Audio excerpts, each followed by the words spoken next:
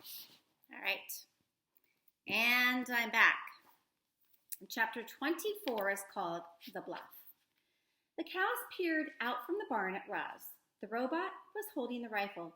She carried it to the far side of the pasture and placed it by her feet.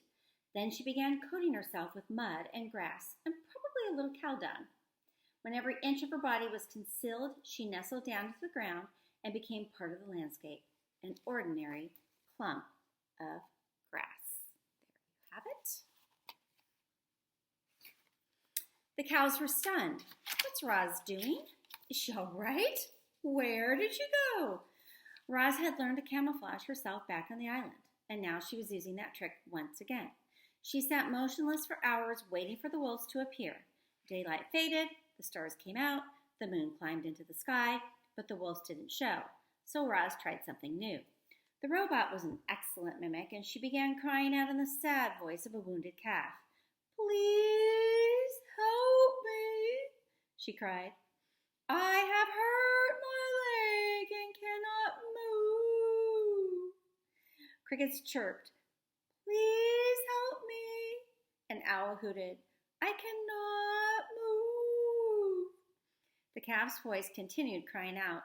Finally, as the moon dipped behind the trees, 7 wolves slunk into the pasture. Shadow led the way, silently stalking through the night. Covered in dark fur, he was practically invisible. Only his long, pale scar gave him away. Noses sniffed, eyes searched, ears listened.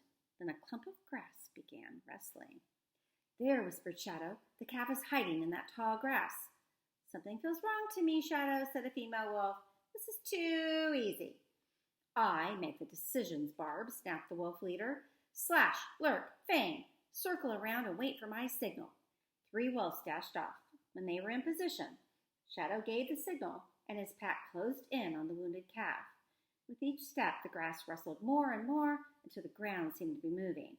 And then the ground really was moving. Grass and dirt crumbled aside, and there was the robot, standing tall, pointing the rifle at the wolf leader. The pack froze. "Hello, Shadow," growled the robot. "My name is Roz.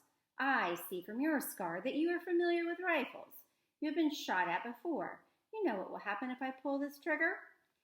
Reader, you and I are well aware that our robot was not programmed to be violent. Roz couldn't have pulled that trigger if she wanted to. But she didn't want to. She was bluffing. Of course, Shadow didn't know any of this. As far as the wolf knew, he was defeated. And so he did what wolves do when they're defeated. He lay down and he cowered before the robot. For the first time anyone could recall, the wolf leader looked weak. "I do not want to hurt any wolves," Roz continued, "but if you return to this farm, I will have no choice. Now please leave and never come back." Shadow scrambled away with his tail between his legs. Barb was close behind him, followed by the other wolves, and soon the entire pack had disappeared into the night. Chapter 25, The Summer. Spring melted into summer, and the wolves were nowhere to be seen.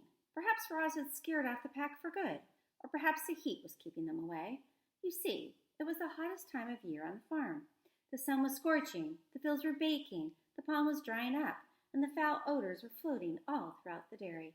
During dry spells, the farm's powerful sprayers were activated. Water shot out in long, misty arcs, and the land turned deeper shades of green. When the hayfields were lush and ready to be harvested, Roz fired up the mower and the baler. The giant machines rolled out of the shed and down the long driveway. Shortly afterward, they rolled back in, leaving bales of hay strewn across the stubbly fields. The cows and the humans spent hot days indoors. Only when the sun set and the air began to cool would they venture outside again. The herd strolled out to graze under the stars, and children ran out to chase fireflies, and sometimes even Mr. Sharif stepped out to stretch his stiff legs. Trees swished in the evening breeze. Heat lightning flickered on the horizon. Cicadas sang their summer songs. When Roz wasn't farming, she was searching for a way to escape. Everything hinged on the children.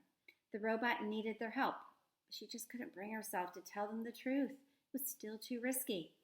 Mr. Sharif asked the children not to distract Roz from her work, but they did it anyway. They'd sneak out of the house and order the robot to play with them. Together they told stories, rode bicycles, lay in the grass, watching fluffy clouds drift by. Summer was tornado season. On occasion, thick clouds would start funneling downward, reaching for the ground. So far, the funnel clouds had all receded back into the sky before doing any damage, but it was only a matter of time before a tornado touched down.